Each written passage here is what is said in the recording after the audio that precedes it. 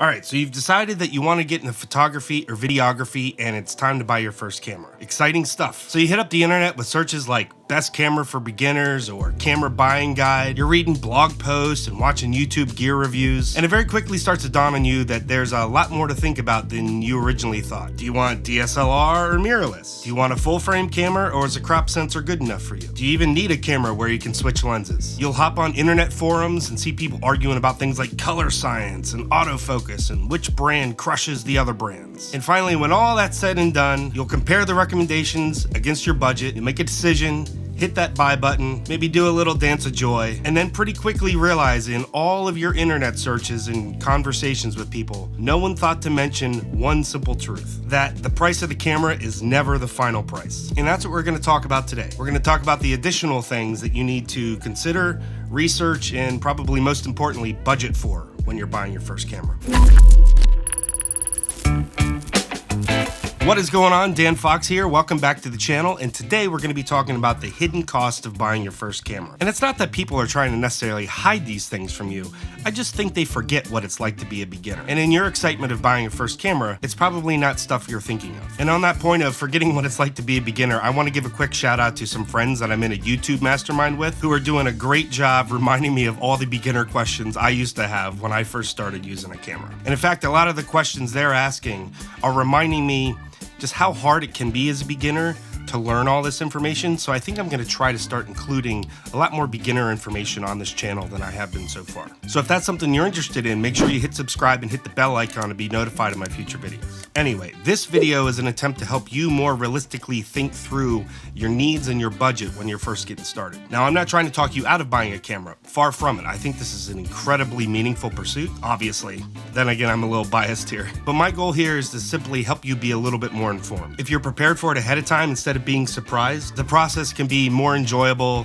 less frustrating, and hopefully easier on your wallet. Also, if you stick around to the end of this video, I've added a couple things that kind of teeter on the edge of being things you need, but it will depend on your use case. So make sure you stick around for that. Now, the first thing we need to talk about is making sure your camera can actually turn on. Most cameras will come with a battery in the box, but you'll be surprised how fast you can torch through just one battery. And charging the battery while it's still in the camera is slow. We've become pretty used to quick charging with smartphones, but that's not a thing that exists in cameras. So you're gonna want extra batteries and battery chargers. Now, personally, I'd recommend having at least 2 extra batteries in addition to the one that already came with your camera. At least for me, that's what I consider the bare minimum. For photography, this will certainly let you shoot all day. And for video, which takes more battery juice, that'll let you shoot for hours at a time. Now, the reason I recommend having at least 1 extra charger is that as you're using a battery, you can be charging the others. This will ensure that you always have a fresh battery to pop in when one dies. Now, a word of caution here, it can be really tempting to buy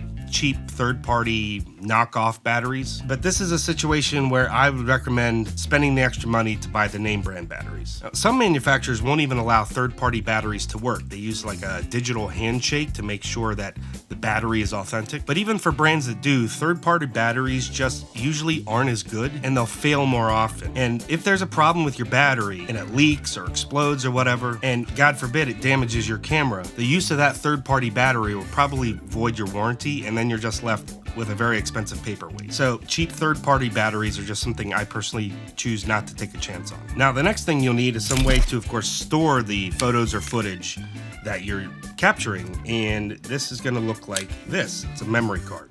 This style of memory card is called an SD card. Some higher-end cameras have other types of cards available, but more often than not, it's going to be an SD card, so I won't worry about those other kinds right now. Now, you'll want a few of these at least.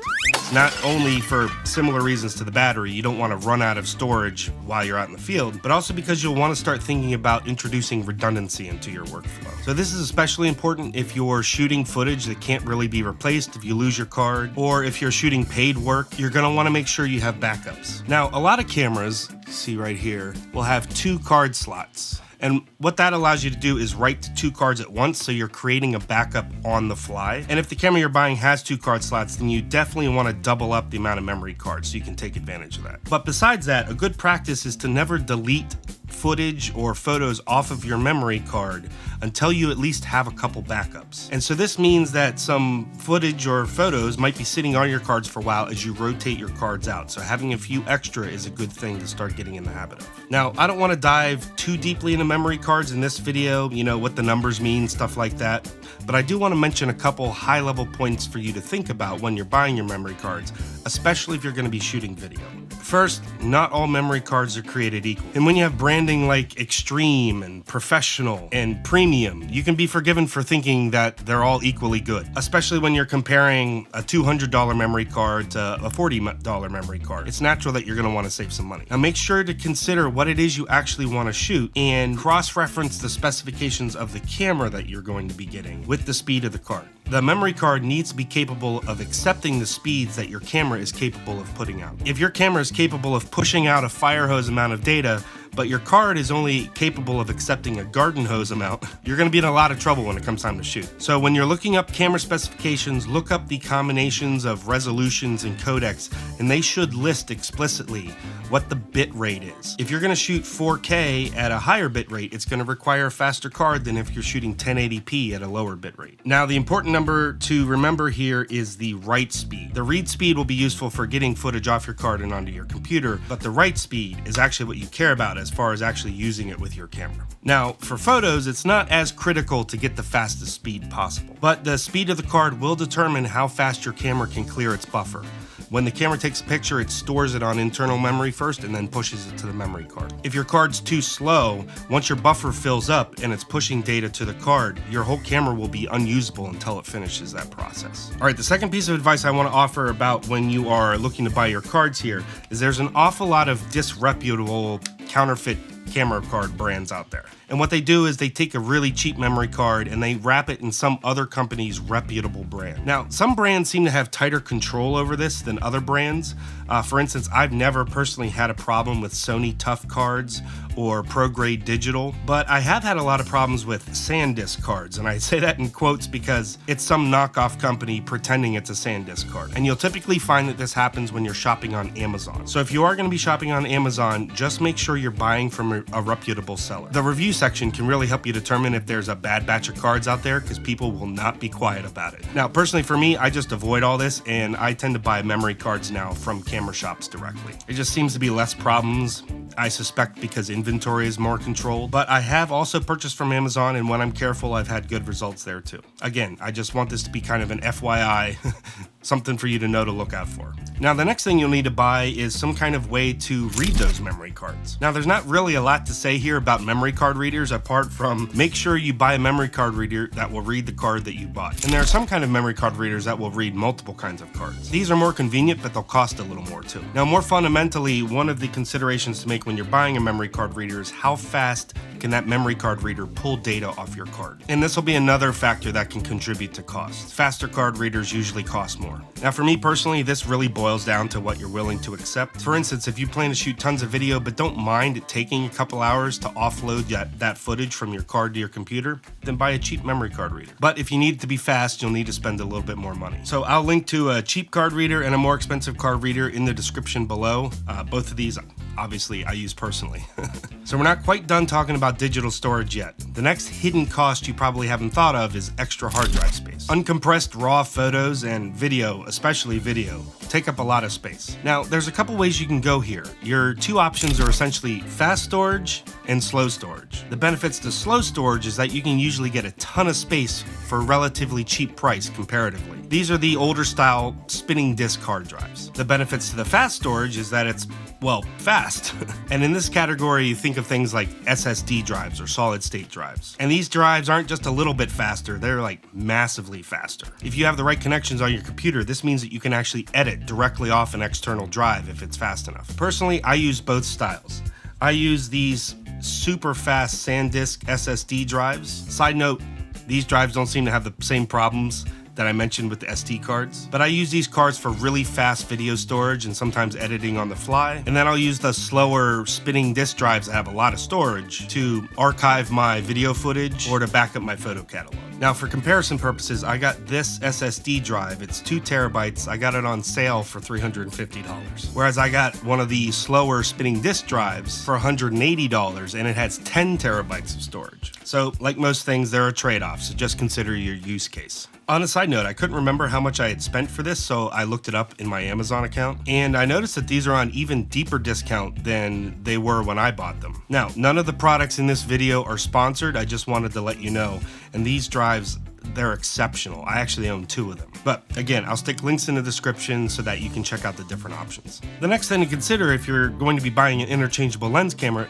is that you're going to need to buy lenses. I'm thinking about doing a video on lenses specifically, so if there are lens questions you have or if that's a video you'd be interested in, make sure to let me know in the comments. But I still thought it was important to touch on in this video as kind of an FYI. Fundamentally, the cost of a camera is just for the body. And if you're going for a cheaper entry-level camera, what you can find is that sometimes the lenses can be as much, if not a little bit more, than the cost of the camera body itself. Now, the good news is that camera lenses are considered a really good investment because they hold their value for a long time, whereas a camera body doesn't. And you can keep using these lenses for years to come. But again, I just want you to be aware that when you're budgeting for your camera, make sure you budget for the camera and a lens. Now, some companies will bundle together a camera body and a lens, usually what they call a kit lens. It's usually like a cheaper zoom lens. And oftentimes they'll offer a little bit of a discount for the lens so that you can get both the body and the lens together so that a beginner can get started, hit the ground running right away. Now, kit lenses aren't necessarily bad, and they can be a great first step for you. You'll probably outgrow it at some point, but it's something to consider when you're buying your first camera. Now, if the camera you're buying does not come with a kit lens, I'd recommend starting off with a zoom lens that covers a variety of useful focal lengths, something like a 24 to 70 millimeter. If you're not as worried about photography, but you're more focused on filmmaking and vlogging, something like a 16 to 35 millimeter might be a better first choice for you. The main takeaway here is to get a zoom lens that covers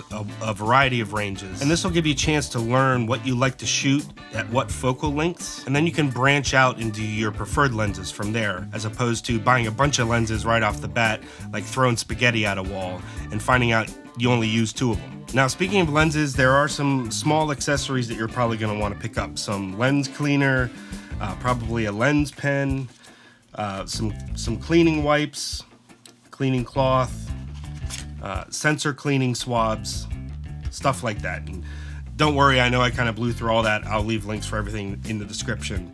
But the point here is that you'll need to periodically clean your lens and your sensor. Obviously, the better you take care of your gear, the better it will take care of you. The next cost you'll need to consider is some kind of tripod, whether it be like a little tabletop tripod like this Manus Pod, or a legit tripod, especially if you're going to be doing photography. You'll need some kind of way of supporting your camera. And this may seem like an unnecessary purchase at first, but you can't handhold your camera forever. At some point, you're gonna have to put it down. There are a ton of different types of tripods. Besides size to consider, there's things like weight capacity, materials, sturdiness, and that doesn't even include the kind of tripod heads that you can buy for them. So I don't want to get lost in the weeds in this video talking about tripods, but I do want to offer one piece of advice. When you're buying your tripod, pay attention to the mounting or quick release system. Some tripod manufacturers have proprietary mounting systems that don't play well with camera brackets, like L brackets or the little camera plates you can put on the bottom of your camera. And it'll just make your life easier if whatever you buy is compatible with the Arca Swiss